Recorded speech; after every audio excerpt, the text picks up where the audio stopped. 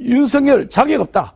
그리고 1년만 지나면 윤석열 찍은 손가락 자르고 싶을 것이다. 손가락 이야기 하시는데요. 그건 왜곡입니다. 이제 원문을 이렇게 들여보면 아시겠습니다만 지금 유튜브에서 다 찾아보실 수 있습니다. 지키기 위한 건강한 그런 당정 관계를 만드는 것이 많은 당원들의 꿈이다. 우리 안철수 후보님은 제가 간단하게 질문하고 간단하게 답변하라 그랬는데 길게 말씀하시면서 계속해서 그 룰을 좀 지켜주셔도 좋겠다는 말씀입니다. 저도 안철수 후보께 질의를 하겠습니다.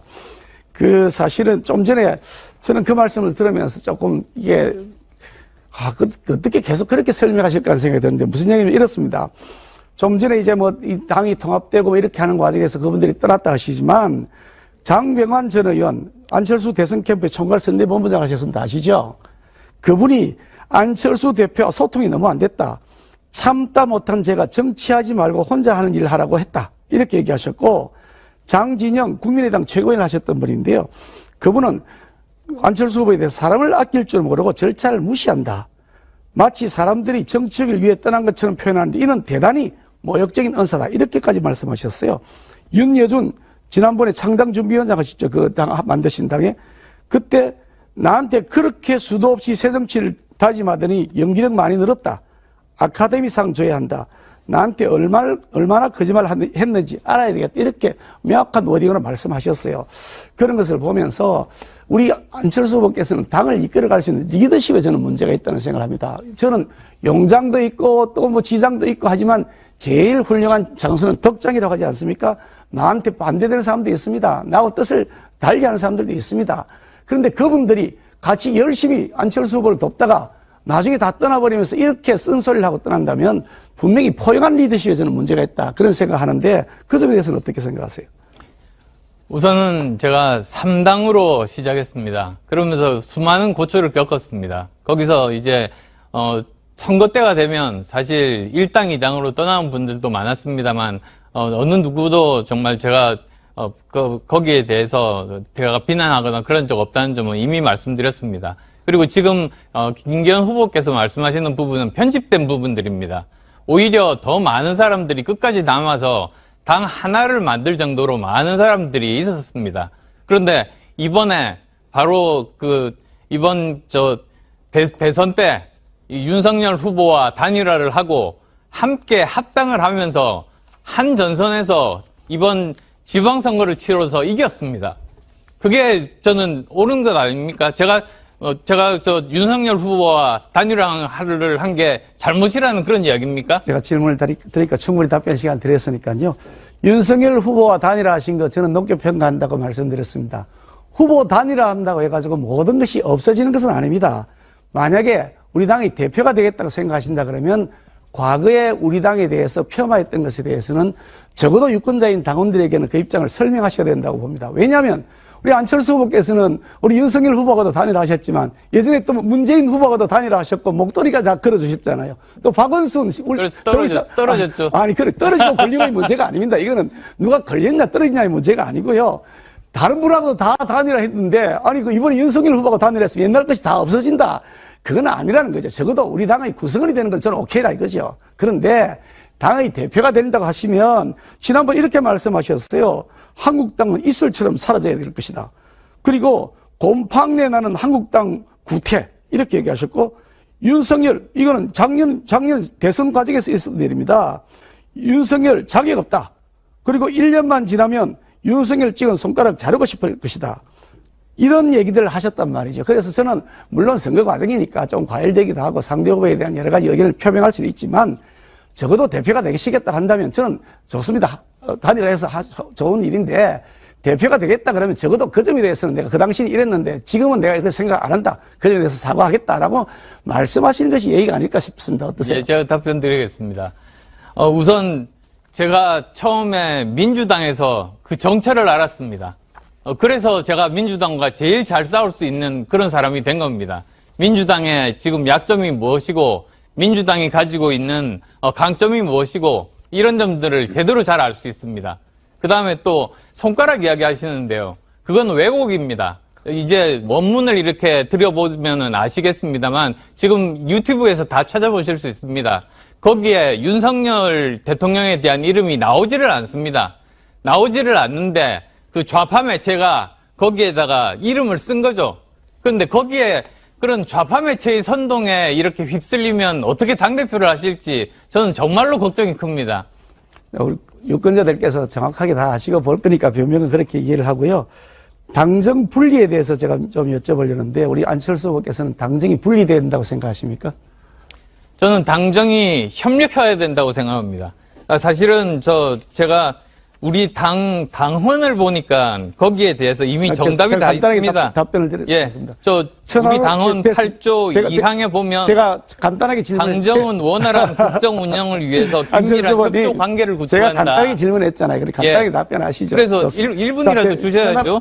그래서 당정이 긴밀하게 협조하는 관계고 정말 정부를 지키기 위한 건강한 그런 당정 관계를 만드는 것이 많은 당원들의 꿈이다. 우리 안철수 후보님은 제가 간단하게 질문하고 간단하게 답변하라 그랬는데 길게 말씀하시면서 계속해서 그 룰을 좀 지켜주시면 좋겠다는 말씀. 안 의원님 저도 답변 좀 하고 싶습니다. 예, 룰에 1분이라고 돼 있습니다. 예, 아유, 예. 질문을 간단하게 하고 간단하게 답변을 구했잖아요. 제가 다음 질문을 할 텐데 그렇게 하시잖아요. 그리고 지난번에 사실은 이게 우리 안철수 후보께서는 여러 번에 걸쳐서 말을 많이 바꾸셨어요. 이게 2017년인데요. 그 대선을 패배하고 난 다음에 모든 것을 내려놓고 깊은 반성과 성찰의 시간을 갖겠다 그랬는데 20일 만에 다시 국민의당 전당대회 당대표 선거에 출마하기로 결심했다 이렇게 말씀하셨거든요. 또 2020년인데요. 서울시장 절대 안 나온다라고 한 것이 10월 달인데 두 달 후 12월에 오목을 던졌더라도 내가 서울시장 나가야 되겠다 이렇게 말씀하셨단 말이죠. 이게 20일 사이에 두 달 사이에 자꾸 왔다 갔다 그래요. 그래서 이 말에 어떻게 신빙성이 없다는 생각이 드는데 어떠세요? 두 번째 말씀드리면 그때 우리 정말 성공 가능성 없었습니다. 그래서 저는 대통령 그만두고라서 네. 제 몸을 던졌습니다. 네, 그래서 시간이 이겼습니다. 다 됐습니다. 네, 시간이 다 됐고요. 7분 금방 지나죠. 세 번째 순서가 안철수 후보님이니까 7분 또 시작해 주시기 바랍니다. 예, 그럼 제가 또 김기현 후보께 많은 말씀을 하셨습니다만 사실 저는 지금 현재 토론회가 너무 이상하게 가고 있다는 그런 생각을 합니다. 이게 사실은 내년 총선에서 이길 당대표를 뽑는 것 아니겠습니까? 근데 계속 지금 과거 얘기들, 이런 것들을 하고 있거든요. 근데 사실 우리가 이겨야 될 상대는 우리 서로가 아닙니다. 민주당입니다. 동의하시죠? 물론이죠. 예. 그래서 저는 민주당과 이재명 대표에 대해서 말하고 싶습니다.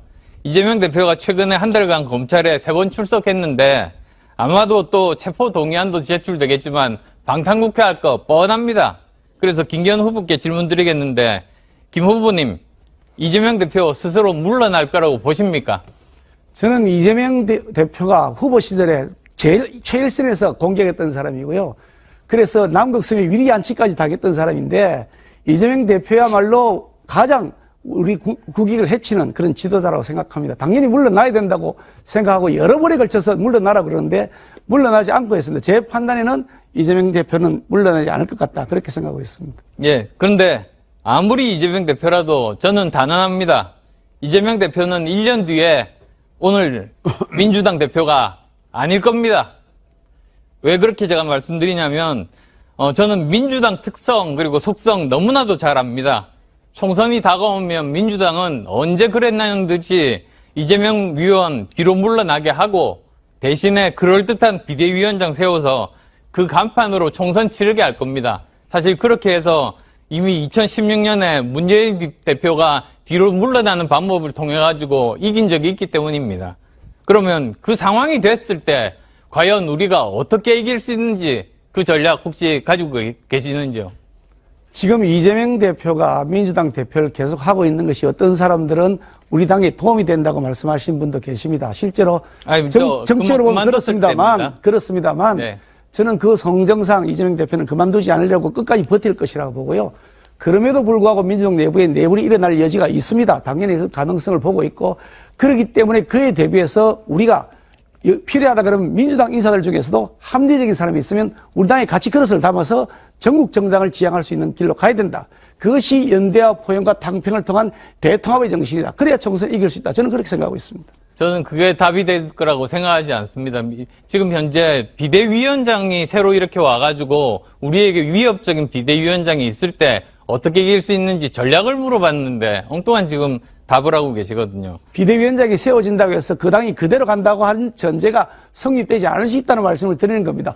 비대위원장이 세워진다 해서 친명계, 비명계가 그대로 따라간다고 보장이 안 되지 않습니까? 만약에 그렇게 해서 경쟁력을 가진 민주당이 되면 어떻게 이길 겁니까, 우리가? 경쟁력을 우리가 당연히 더 가지죠. 이재명 대표가 가지고 있는 많은 단점들이 국민들 앞에 드러나 있는데 그것을 국민들이 봤을 때 이재명 대표가 물러났으니 모든 죄가 없어졌다 그렇게 인식하겠냐고요.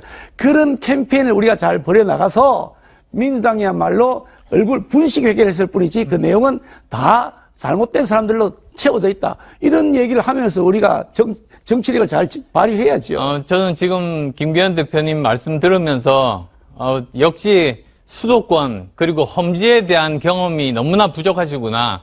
수도권 민심에 대한 그런 분석이 좀 부족하시구나. 저는 그런 생각들을 하게 됩니다. 사실 누가 당대표가 되느냐에서부터 우리 절실함이 보여야지 우리가 내년에 총선에서 이길 수 있다는 그런 말씀 드리고 싶습니다. 두 번째로는 당정관계 아까 또 물어보시긴 하셨지만 저도 한번 물어보겠습니다. 최근에 이런 말씀하셨죠. 여당 대표는 대통령과 공조하고 협력해야 하는 부부관계지 따로 사는 별가하는 관계가 아니다. 이렇게 말씀하셨습니다. 그런데 저는 이 자리에 나온 후보들 중에서 당정관계를 별거하는 관계처럼 만들자는 후보 저는 아무도 없을 거라고 생각합니다. 정말 대통령과 정부의 성공을 위해서 협력하고 뒷받침하면서 동시에 국민의 소리를 당이 먼저 들을 수밖에 없지 않습니까? 지역구 의원들이니까요. 그래서 그것을 선제적으로 전달해서 잘못 판단하지 않게 건강한 당정관계를 유지하자는 게 또 우리 당원들의 뜻이라고 저는 생각합니다. 근데 그런 건강한 당정관계조차도 김 후보께서는 별거에 비유를 하시는데 그러면 도대체 김 후보님이 생각하시는 여당 대표의 역할은 뭡니까? 제가 별거하는 부부라고 표현한 것을 그야말로 우리 안철수 후보께서 자기적으로 해석하셔가지고 본인에게 유리하게 막 해석을 하시는데요. 제가 말씀드린 별거하는 부부관계라고 하는 것은 부부 사이에 서로 소통이 안 되고 공감도 안 되고 그러면 부부 사이에서 서로 갈등이 생겨서 그냥 등을 돌리는 상황이 오지 않습니까? 만약 그래 되면 내분이 일어난다. 지난번에 바로 직전 대표와 우리 대통령과 사이에 그런 상황이 있었지 않습니까? 그래서 그와 같은 별거 관계가 된다면 당이 큰일 난다. 그러면 총선에 진다. 라고 하는 그 일반론적인 말씀을 드린 겁니다. 마침 또 우리 안철수 후보께서 당정 분리가 옳지 않다고 말씀하시니까 그 점 아주 저는 긍정적으로 생각합니다. 지금 아까도 또 당원 8조 말씀드렸습니다만 사실 당정이 서로 긴밀하게 협조하는 관계지 종속 관계는 아닙니다. 우리 당의 정강정책 정말 충실하게 반영하기 위해서 우리가 필요할 때 할 말을 하는 것, 그리고 또 여론과 민심을 정확하게 전달하는 것, 그게 여당과 여당 대표의 역할이라고 저는 생각합니다. 저는 정말로 그런 역할을 할 자신이 있다는 말씀드리고요. 마지막으로 음주운전 발언에 대해서 사실 말하는 게 제가 좀 걸립니다. 지난 대선 때 이재명 후보가 전과 사범, 음주운전 전과 사범, 뭐 이런 것들 때문에 이 대선 후보로서 자격이 없다고 말씀을 하셨거든요. 그런데 지난 31일에 헤럴드 경제와 인터뷰에서 정치인이 부패도 공천받는데 음주운전이 안 되는 건 말이 안 된다. 도덕성 이야기하면서 음주운전을 대표적으로 말하는 걸 이해할 수 없다. 이렇게 하셨거든요. 왜 이렇게 앞뒤 안 맞는 말씀을 하십니까? 헤럴드 경제가 뭐라고 보도했는지 모르겠는데요. 제 워딩 자체를 정확하게 말씀드리면 그 부정부패, 이 결격 사유를 얘기하면서 음주운전을 대표적 사례로 들기에 그보다 훨씬 더 대표적인 사례들이 있다. 성폭력 범죄, 부정부패 범죄, 강도나 이런 짓한 범죄, 그것이 훨씬 더 아쉽습니다. 7분이 금방 지나서요.